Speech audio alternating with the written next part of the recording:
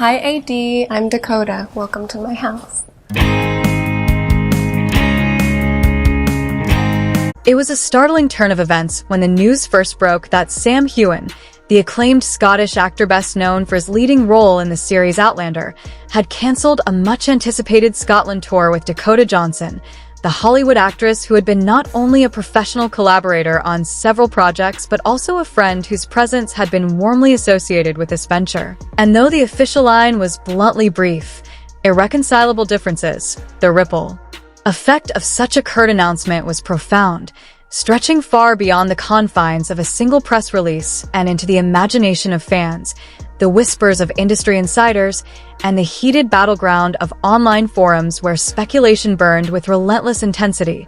The cancellation did not come against a backdrop of simplicity, but rather in the thick of a symbolic haze, both literal and metaphorical. For that very week, a heavy fog had ascended upon the Scottish Highlands, blanketing the rugged landscape in a shroud that seemed almost allegorical, as if nature itself were echoing the obscurity of what had transpired. The fog rolling across the moors and valleys where Sam once had spoken fondly of waking up to gentle sunrises streaming through the windows of his traditional bluestone house, a place that had long represented for him a sanctuary of rootedness amidst the chaos of celebrity life. And now that same imagery, juxtaposed against the sudden implosion of carefully laid plans, felt eerily poignant. The serenity of the Highlands contrasted with the thunderclap disruption of this fractured collaboration. The planned tour itself had been painted in romantic colors, a sweeping journey from the historic cobblestone streets of Edinburgh to the enigmatic waters of Loch Ness,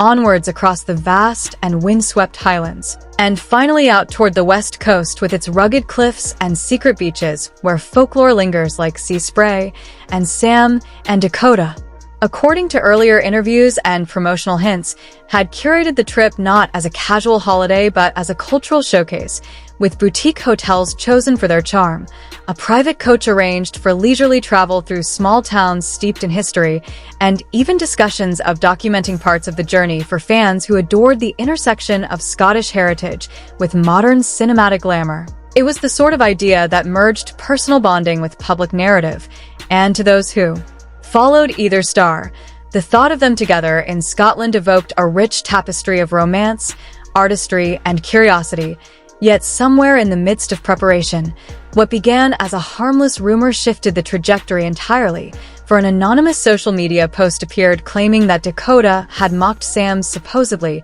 discreet and thoughtless travel style, a statement never confirmed, never backed with evidence, but potent enough in today's climate to spark wildfire. And within days, the speculation had transformed from whispers of logistical disagreement into a narrative of personal tension, refracted through the distorted lens of online gossip where each retweet and each meme only further inflamed division.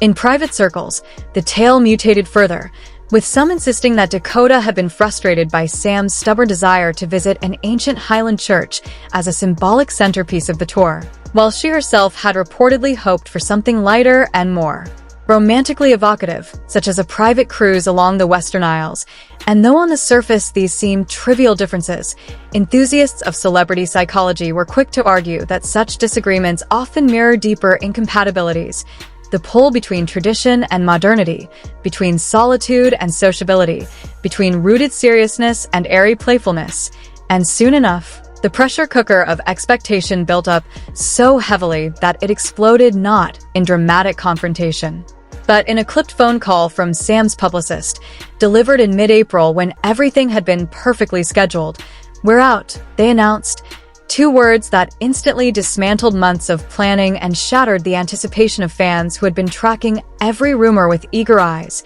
Dakota, who at the time was already tied up with promotional obligations in London for another film, was said to have been blindsided by the announcement, caught in the peculiar position of appearing both unprepared and unconcerned, though sources differed wildly, some painting her as deeply hurt and blindsided, others suggesting she had privately been contemplating an exit herself and merely allowed Sam's team to make the decisive move, and thus the narrative branched out like a fractured tree of endless possibilities, none of them substantiated, but all feeding into the media's appetite for drama. tabloids reported 5 competing versions within the week.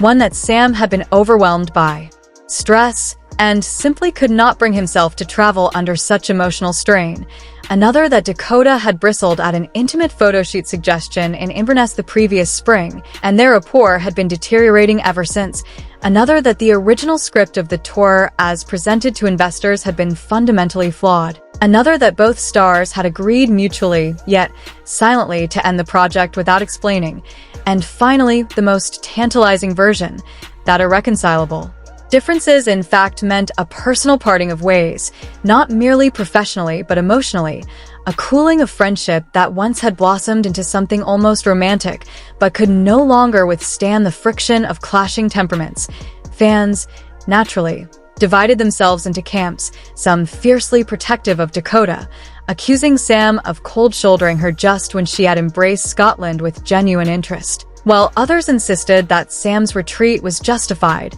that as well. Being and personal space had long been under siege, and that another demanding, publicity-laden journey would have been intolerable, and across Instagram, Twitter, and TikTok, the debate raged with hashtags like #SamDakotaScotland and #TourThatNeverWas trending for days, memes casting Sam as a brooding Highland mist and Dakota as a glamorous cruise ship captain flooded timelines. And even late-night comedians toyed with the spectacle, presenting skits about the tour of Irreconcilable. Differences as if it were a doomed travel agency promotion, but beneath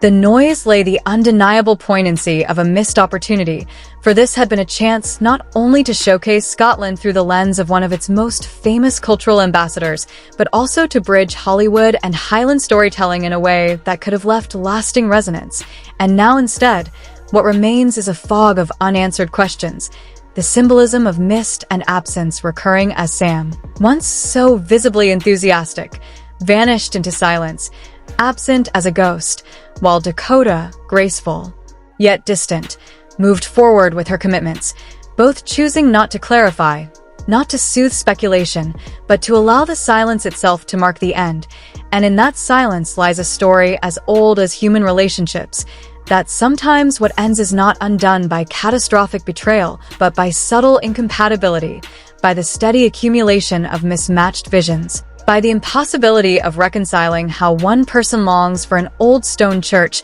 while another dreams of an ocean cruise. And so, the Scotland tour that might have been now lingers only in imagination, like mist on the Highlands, fading with the dawn yet leaving the air colder for its absence, and fans, left only with speculation and memes, continue to project their own desires and fears into the void, debating endlessly who is responsible, what really happened, and whether the cancellations signaled a mere professional hiccup or a permanent personal fracture. Yet the truth, as in so many stories wrapped in fog, may never. Inclusive. Come on, Stephanie. Oh my God, look at it. Because of that big lie you told a couple lies ago. Of Sam Heughan and Dakota Johnson's cancelled Scotland tour has unraveled in ways that feel both heartbreakingly ordinary and profoundly mythic. The kind of event where the surface is a plain sentence, irreconcilable differences, but the undercurrents stretch far deeper, carrying fragments of longing, silence, and unspoken truths across the fog-bound landscapes of both Scotland and the public imagination. And while official statements remained clipped and measured, the emotional texture behind them was complex, layered, and impossible to distill into a single cause. For one side, as it turned out, had been quietly sending mixed and misleading public signals that painted a picture of continuity, the seemingly unbroken bond of friendship and collaboration still intact, while in reality fissures had already begun to show. Sam himself had spoken only days before the announcement with genuine warmth,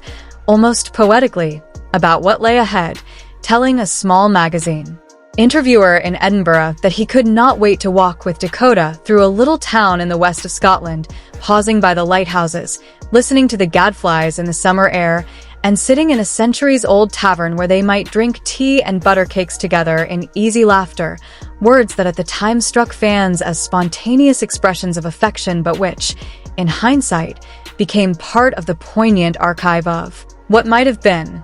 And Dakota, too, had reciprocated. Publicly, telling a London-based journalist during a promotional event that she was eager to share the journey with Sam because he loved his homeland with such authenticity and because he carried himself with a natural, generous way of leading others through landscapes he knew intimately, and this duality of mutual excitement built an online wave of anticipation. Thousands upon thousands of comments flooding across social media as fans asked how such a beautiful connection could possibly fracture. Yet fracture it did. And in the aftermath, what surfaced were silent fragments rather than clear explanations, whispered accounts from close friends who, when pressed by reporters, trembled in voice as they admitted that Sam and Dakota had begun to treat one another like two people who were consciously keeping their distance. An avoidance that was neither hostile nor dismissive, but heavy with the strange loneliness of two souls who had once intertwined and now seemed afraid to risk further closeness in case it broke them altogether. And this quiet estrangement was observed in small gestures, such as Dakota not attending a charity event Sam was hosting in Glasgow, or Sam quietly failing to mention her name in an interview about his summer schedule, signals that might have been overlooked had they not aligned with the abrupt cancellation. And still, Dakota herself, in conversations with sympathetic insiders, did not cast blame, nor did Sam, each presenting the rupture as a shared condition rather than an injury inflicted by one upon the other, describing it not as betrayal but as loneliness, the weary loneliness of travelers whose paths diverge despite shared maps. And in that sense, the imagery of Scotland itself, with its lighthouses, locks, stone bridges, and rain-soaked taverns, became almost cruelly ironic. For the places that had been chosen as settings of union now became metaphors for absence, most strikingly at the Lismore Café by the River Teinan. Old Town, where the pair had been known to sit together, joking with locals and enjoying tea, a place they had even pre-booked for the tour's itinerary, and yet as Margaret, the cafe owner, recounted to a journalist, the last booking ended only with a cup of tea and a cancellation form handed in with apologetic formality, and that was the moment she knew, as she put it, that the dream journey could not start. And here is where the contradictions in narrative intensified, because while friends and witnesses described emptiness, Sam's representatives released a carefully worded statement asserting that the two had experienced a disagreement that could not presently be resolved, but stressing firmly that there was no ill will, no betrayal, no cause for blame, and that indeed they remained in touch and might even postpone the tour for a later date, a glimmer of reassurance that made many fans breathe easier, relieved that this was not the absolute rupture it could have been, that there was still space for reconciliation. Yet almost immediately Dakota complicated the picture by posting a photograph to her Instagram of herself standing in a misty landscape, captioned simply, "This week, everywhere is home," a phrase that on the surface appeared benign but which followers interpreted as layered with private meaning, perhaps a coded signal that she was not heartbroken, not anchored to a single outcome, but also not inclined to explain herself any further, and her ambiguity was characteristic of her style, a refusal to give tabloids the satisfaction of plain answers, yet it only stoked further speculation. Thus fans and commentators turned to imagination, reconstructing what could have been, envisioning Sam and Dakota crossing the ancient stone bridges of the Highlands, where the only sounds would have been the patter of rain and the echoes bouncing off cliffs, picturing them sitting by a roaring fire in a distillery once visited by Bonnie Prince Charlie, sipping local whiskey while trading quiet laughter, or walking along the roads circling the locks, particularly Loch Ness, where they had jokingly promised one another in an earlier interview that if one of us changes our mind, let the lake know, a phrase now painfully prophetic, as though the lake itself had silently borne witness to their hesitation. All of it, however, remained nothing more than a scenario that never began. A ghost itinerary, a set of pages torn out before the first chapter could be lived, and into that emptiness rushed the inevitable theories of hidden reasons, from the pragmatic, such as scheduling conflicts, with Dakota rushing between commitments to promote her new film and Sam locked in post-production for the latest season of Outlander, to the more emotive, with some insisting that their desires for the trip had been fundamentally different, Sam craving a historically rooted, solemn exploration of churches, battlefields, and ancestral sites, while Dakota leaned toward a romantic, languid tour of scenic relaxation, boat rides, and coastal sunsets. And these divergences, while not irreconcilable in themselves, mirrored deeper contrasts in their personal temperaments, which friends had begun to notice as a quiet distancing, a subtle fear between them of becoming too close, as though both anticipated that intimacy might sharpen the eventual pain of separation. And of course, in the culture of modern celebrity, where silence is interpreted as statement, this vacuum of clarity only encouraged the proliferation of fan theories, memes, and amateur analyses, until even an amateur photographer wandering the shores of Loch Ness stumbled upon discarded promotional flyers depicting Sam and Dakota holding hands and smiling, relics of a marketing campaign that now felt like historical artifacts of a journey already lost. And fans began to collect such fragments as though they were souvenirs of an alternate reality, a pilgrimage to what never was. And yet, just as the narrative seemed to collapse entirely into nostalgia and speculation, a flicker of hope reemerged when, after a week of public silence during which both stars endured the waves of commentary, a rumor leaked from within Sam's circle that negotiations were quietly underway to restart the tour. But this time under the guidance of a professional mediator or agent who would manage expectations, smooth over logistical differences, and ensure that such irreconcilable disagreements did not erupt again. And though this news was never officially confirmed, it spread swiftly, igniting renewed optimism among fans who longed to believe that the fog could yet lift, that Sam and Dakota might still walk side by side through the Highlands, their laughter once more echoing